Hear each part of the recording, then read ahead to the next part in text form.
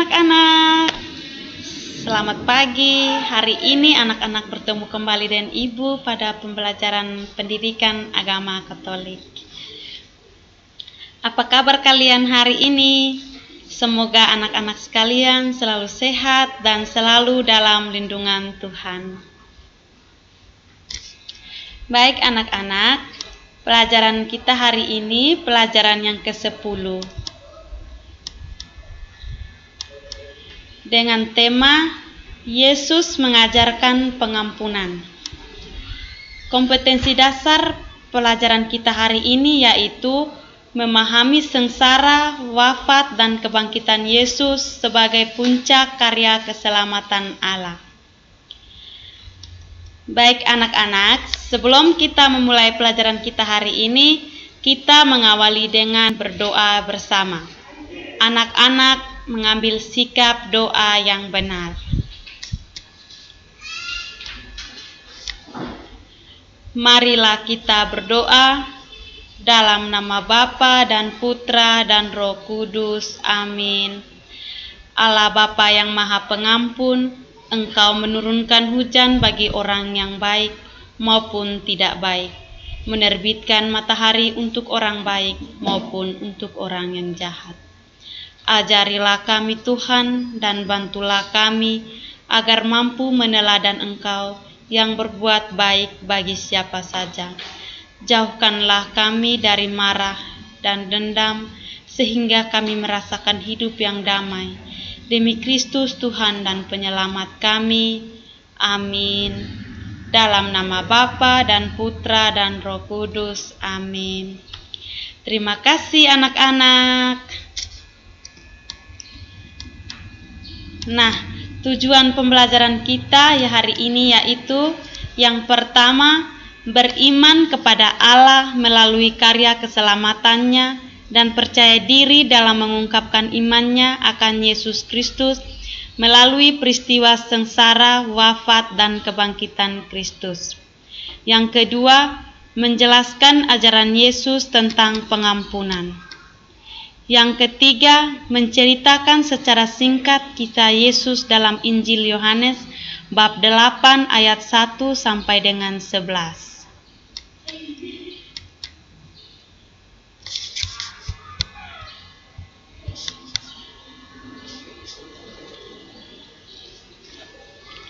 Baik anak-anak, sekarang kita masuk pada pendalaman iman. Di sini Ibu akan menampilkan sebuah video. Anak-anak, simak video ini dengan baik-baik.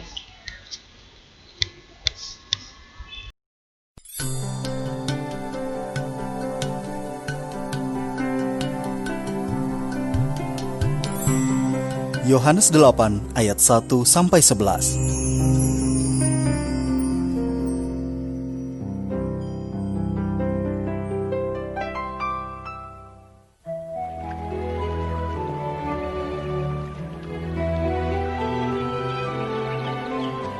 Yesus kembali ke Bukit Zaitun. Tetapi keesokan harinya, pagi-pagi benar, ia sudah berada lagi di Bait Allah. Orang banyak segera berkumpul, lalu ia duduk serta berkata-kata kepada mereka. Sementara ia berbicara, ahli-ahli Taurat dan orang-orang Farisi membawa seorang wanita yang kedapatan sedang berzina dan menempatkannya di hadapan orang banyak. "Guru," kata mereka kepada Yesus, "perempuan ini tertangkap tengah berzina. Taurat Musa mengatakan bahwa ia harus dibunuh. Bagaimana pendapat guru?" Mereka sedang menjebak dia supaya mengucapkan sesuatu yang dapat digunakan oleh mereka untuk menyalahkannya. Tetapi Yesus membungkuk dan menulis di tanah dengan jarinya. Mereka terus-menerus meminta jawaban. Sebab itu ia berdiri dan berkata, "Baiklah, lempari dia dengan batu sampai mati. Tetapi hendaknya orang yang tidak pernah berdosa melempar paling dahulu." Kemudian ia membungkuk dan menulis lagi di tanah. Pemimpin-pemimpin orang Yahudi itu menyelinap keluar seorang demi seorang, mulai dari yang tertua. Akhirnya, hanya Yesus sendirilah yang tertinggal dengan wanita itu di hadapan orang banyak. Yesus berdiri lagi dan berkata kepadanya, "Mana orang-orang yang menuduhmu?" Tidakkah ada seorang pun yang menghukum engkau? Tidak ada, Tuan. Katanya. Maka kata Yesus, Aku pun tidak. Pergilah dan jangan berbuat dosa lagi.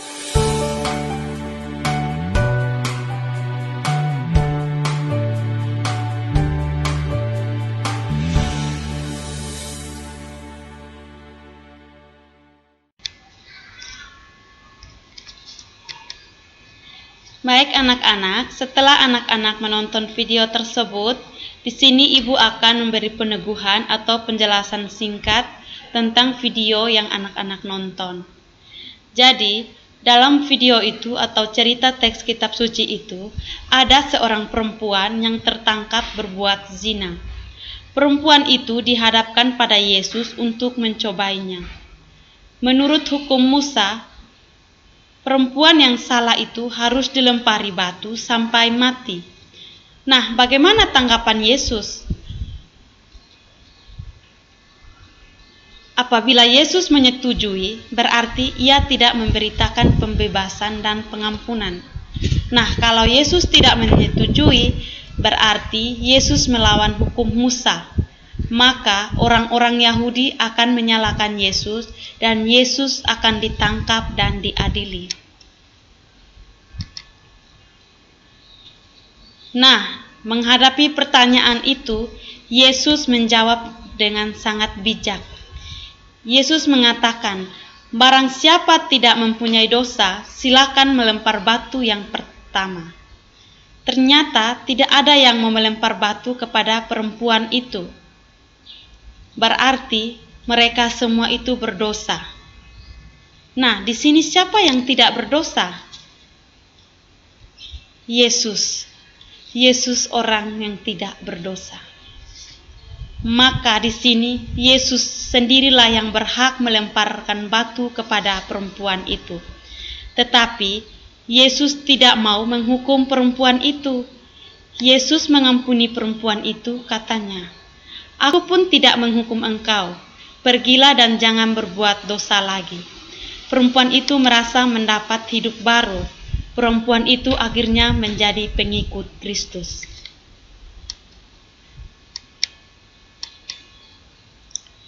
Mengampuni berarti menghapus, menghilangkan kesalahan mereka dari hati dan ingatan kita. Mengampuni juga berarti membuka pintu ampunan dari Allah, sebagaimana diajarkan Yesus dalam doa Bapa kami, yaitu, Ampunilah kesalahan kami seperti kami pun mengampuni yang bersalah kepada kami. Orang sering terjebak dalam rantai balas dendam. Dengan balas dendam, orang saling menghancurkan. Nah, rasa balas dendam dapat diatasi dengan sikap mengampuni. Karena Yesus mengajarkan agar kita saling mengampuni. Bahkan mengampuni 70 kali 7 kali, yaitu mengampuni tanpa batas. Anak-anak, demikian penjelasan singkat dari Ibu tentang materi kita, yaitu Yesus mengajarkan pengampunan. Dari materi kita hari ini ada tugas yang nanti anak-anak kerjakan, yaitu yang pertama, apa artinya mengampuni? Yang kedua, bagaimana Tuhan Yesus mengajarkan tentang pengampunan? Yang ketiga, apa kesulitan mengampuni? Yang keempat, mengapa orang harus mengampuni? Yang kelima, apa yang diperoleh dengan mengampuni? Nah, anak-anak, dari 5 tugas ini, anak-anak kerjakan di buku tugas, lalu dikumpulkan pada hari Sabtu. Jadi tugas ini tidak boleh kirim di WA. Nanti anak-anak tulis di buku tugas, nanti hari Sabtu dikumpulkan di sekolah. Baik anak-anak, pertemuan kita pada hari ini cukup sampai di sini. Kita menutupi pertemuan kita pada hari ini dengan berdoa.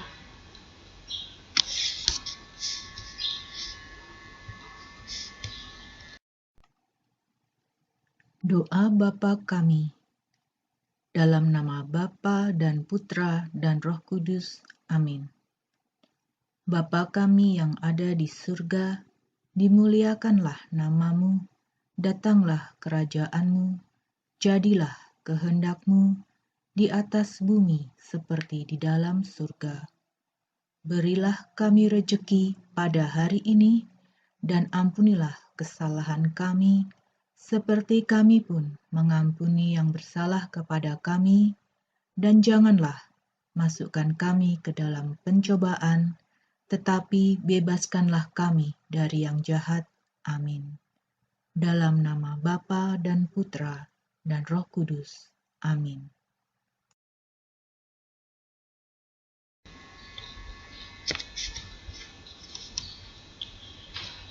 Terima kasih anak-anak. Sampai jumpa. Jangan lupa untuk selalu jaga kesehatan, selalu cuci tangan, pakai masker, dan selalu jaga jarak. Bye.